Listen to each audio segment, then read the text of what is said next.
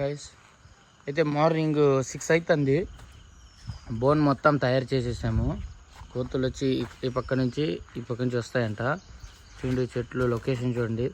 ఈ రకంగా కోతులకు ఇట్లా వేస్తే కోతులు అయితే సూపర్గా పడతాయి, అసలు బాగా పడతాయి. ఎందుకంటే లొకేషన్ ఇట్లా ఉంటేనే, మళ్ళీ వేరే చోట అంతా ఉంటే చూస్తున్నారు కదా గైస్. ఈ రకంగా మనం కొద్దిగా ఎక్కువైనా కోతులు పట్టినప్పుడు ఇలా ఆహారం పెడతాము, మనమే వండి తెచ్చి పెడతాము. ఒకసారి ఊరోళ్ళు కూడా వండిస్తారు కోతులకి ఏమని. ఈ రకంగా మనం పట్టిన కోతులను ఉంచాలనుకుంటే ఇలా ఫుల్గా, అది కూడా ఒక 5-10